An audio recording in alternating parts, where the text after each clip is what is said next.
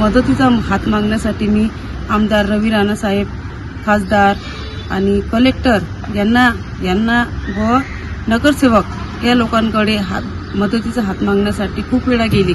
1 वर्ष त्यांच्याच मागे फिरली, पण कोणी मला मदतीचा हातभार लावलेला नाही आहे.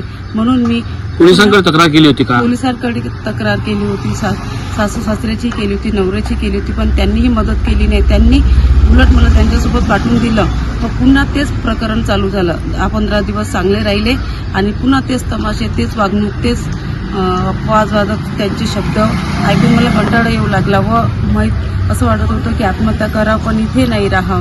म्हणून मी घर सोडून 2-3 दिवस झाले मी घर सोडून घराच्या बाहेर वन हिंडत आहे.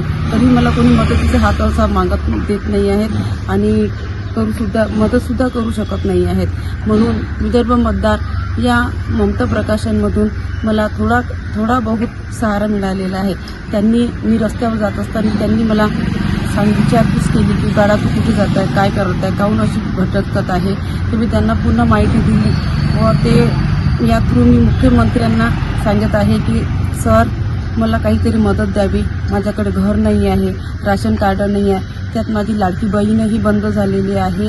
याच्यासाठी मी काहीतरी तुम्ही मदत करावी अशी अर्ज करत आहे. जर अर्ज पूर्ण नाही झाला किंवा ही मदत मला सरकारकडून मिळाली नाही तर सरकार काहीच कामाचं नाही असं समजून मी आत्महत्या करणार आहे व त्यांना पूर्णपणे जबाबदार आमच्या मुख्यमंत्री, महाराष्ट्राचे मुख्यमंत्री देवेंद्रराव फडणवीस राहतील हेच मी सांगत आहे.